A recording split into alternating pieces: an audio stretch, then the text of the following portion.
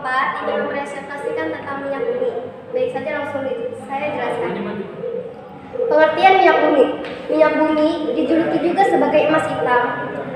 Minyak bumi adalah cairan kental, coklat gelap, atau kehijauan yang mudah terbakar, yang berada di lapisan atas dari beberapa area di kerak bumi. Minyak bumi terdiri dari campuran kompleks dari berbagai hidrokarbon, sebagai besar serial tanah, tetapi bervariasi dalam penampilan, komposisi, dan kemurniannya. Teori pembentukan minyak bumi. Membahas identifikasi minyak bumi tidak dapat lepas dari bahasan teori pembentukan minyak bumi dan kondisi pembentukannya yang membuat suatu minyak bumi menjadi spesifik dan tidak sama antara suatu minyak bumi dengan minyak bumi lainnya. Berikut ini akan dibahas dua teori pembentukan minyak bumi. Yang pertama ialah teori biogenesis atau organik. Becquerel, Prancis, pada tahun 1758 merupakan orang pertama yang pertama kali mengemukakan pendapat bahwa minyak bumi berasal dari umbi-umbian atau tumbuhan. Kemudian M.W. Lomonosov, Rusia, pada tahun 1763 juga mengemukakan hal yang sama. Pendapat di atas juga didukung oleh sarjana lain seperti Mary Engler Brugge-Hofer. Mereka mengatakan bahwa minyak dan gas bumi berasal dari organisme laut yang telah mati berjuta-juta tahun yang lalu dan membentuk sebuah lapisan dalam perut bumi. Yang kedua ialah teori abiogenesis atau anorganik. Barnard pada tahun 1866 mengemukakan di dalam minyak bumi terdapat logam alkali yang dalam keadaan bebas dan dengan temperatur tinggi akan bersentuhan dengan CO2 membentuk asetilena. Kemudian Mendeleev pada tahun 1877 mengemukakan bahwa minyak bumi terbentuk akibat adanya pengaruh kerja uap pada kabida-kabida logam di dalam bumi. Yang lebih ekstrim lagi adalah pernyataan beberapa ahli yang mengemukakan bahwa minyak bumi mulai terbentuk sejak zaman prasejarah, jauh sebelum bumi terbentuk dan bersamaan dengan proses terbentuknya bumi.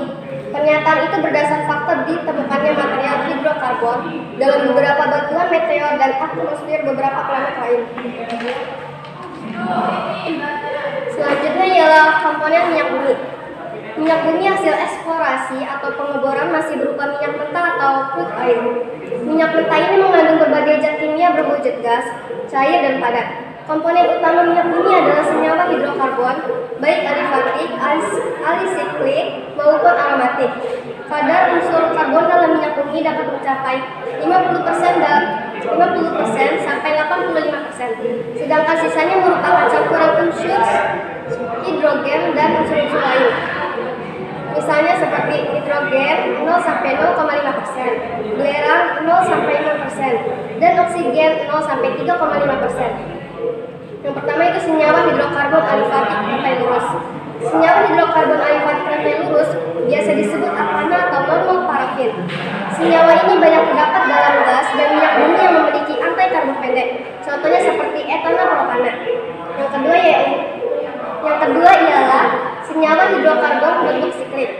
Senyawa hidrokarbon siklik merupakan senyawa hidrokarbon golongan sikloalkana atau sikloparafin. Senyawa hidrokarbon ini memiliki rumus molekul sama dengan argena, tetapi tidak memiliki ikatan rapat dua dan membentuk struktur cincin. Dalam minyak bumi, antar molekul siklik tersebut kadang-kadang bergabung membentuk suatu molekul yang terdiri atas beberapa senyawa siklik. Yang ketiga ialah senyawa hidrokarbon alifatik rantai bercabang. Senyawa golongan isoalkana atau isoparafin, jumlah senyawa hidrokarbon ini tidak sebanyak senyawa hidrokarbon alifatik rantai lurus dan senyawa hidrokarbon bentuk siklik. Yang keempat yaitu senyawa hidrokarbon aromatik. Senyawa hidrokarbon aromatik merupakan senyawa hidrokarbon yang berbentuk siklik sigma, berikatan rapat dua seram sling, dan merupakan senyawa hidrokarbon tak jenuh. Pada umumnya, senyawa hidrokarbon aromatik ini terdapat dalam minyak bumi yang memiliki jumlah atom C besar. Minyak bumi ditemukan bersama-sama dengan gas alam. Minyak bumi yang telah dipisahkan dari gas alam disebut juga minyak mentah atau crude oil. Minyak mentah dapat dibedakan menjadi yang pertama ialah minyak mentah ringan atau liquid oil yang mengandung kadar logam dan belerang rendah, berwarna terang dan bersifat encer atau viscositas rendah.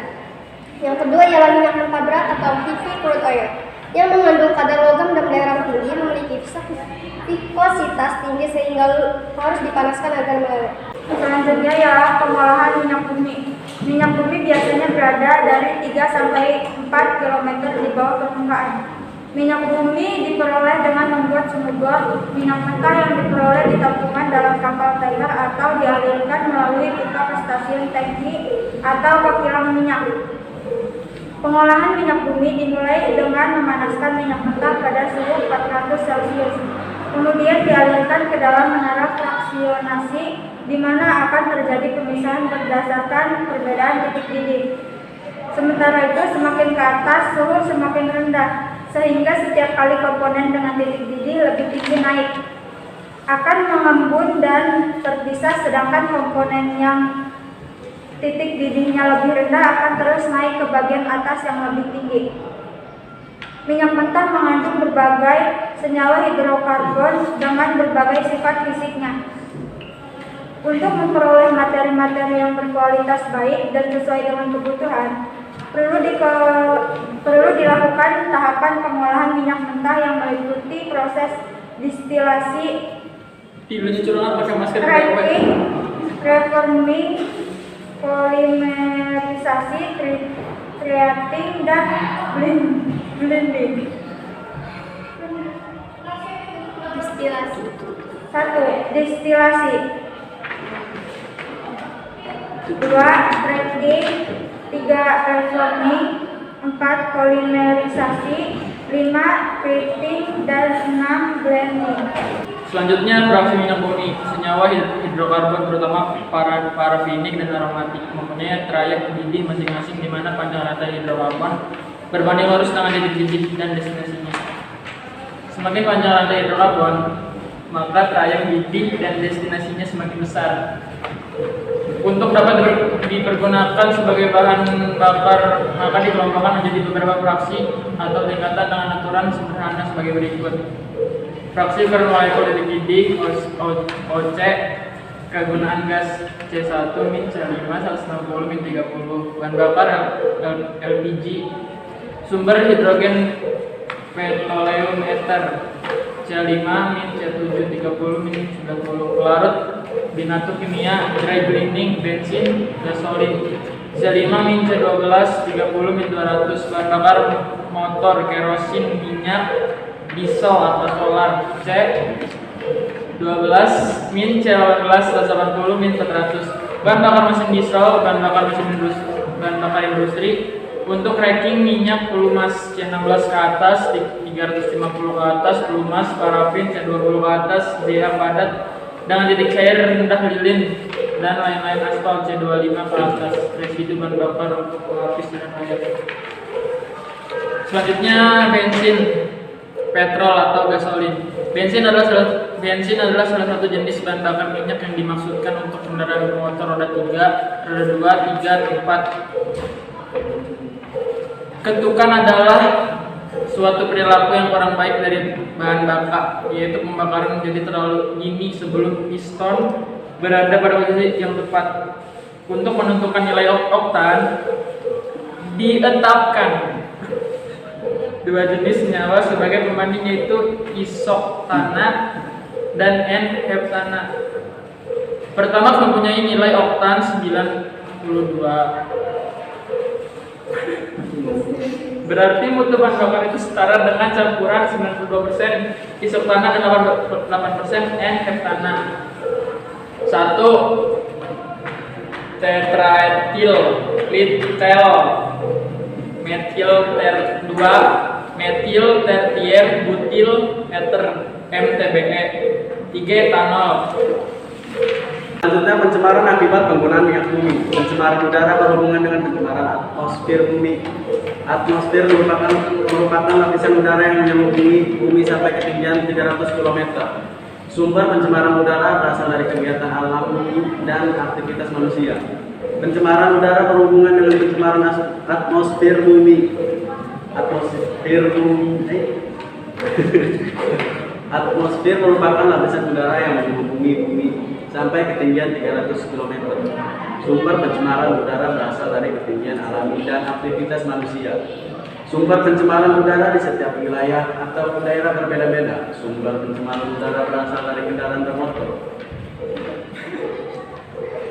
kegiatan rumah tangga, dan industri. Selanjutnya kita harus menghemat minyak bumi.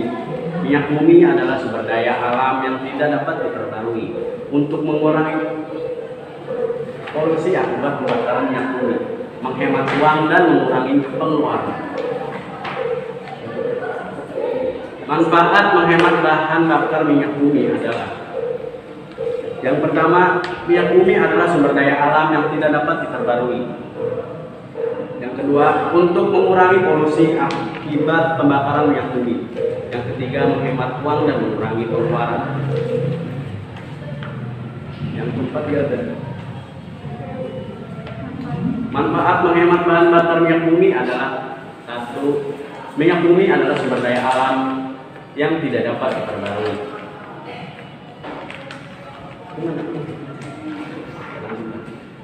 Dua, untuk mengurangi polusi akibat pembakaran minyak bumi. Tiga, menghemat uang dan mengurangi pengeluaran. Udah.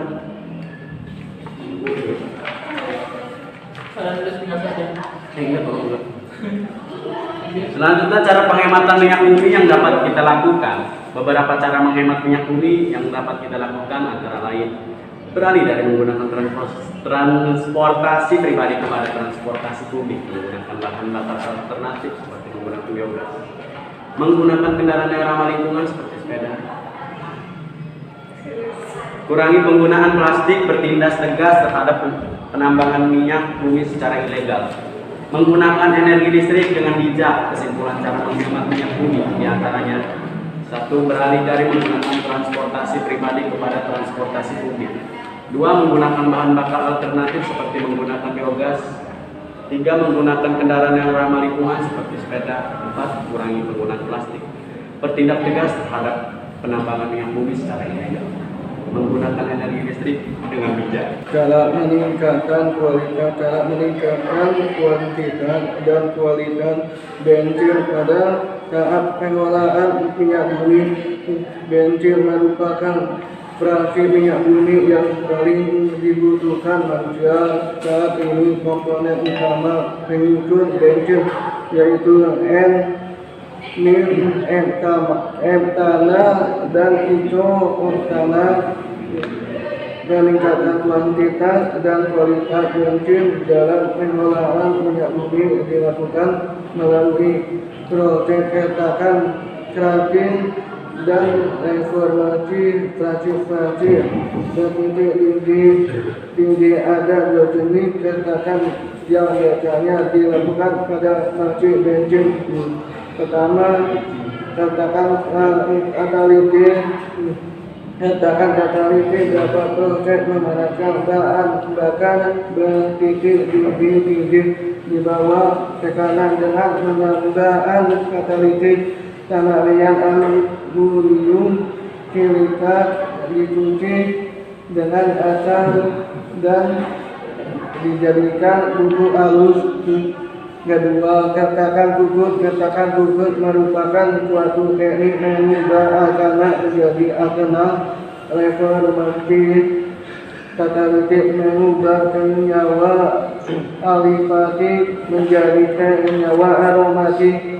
Argana dan senyawa aromatik yang terbentuk dimanfaatkan sebagai bahan baku plastik dan senyawa sintetik organik. Mungkin cukup sekian yang dapat kami sampaikan. Kurang lebihnya kami mohon maaf. Wassalamualaikum warahmatullahi wabarakatuh.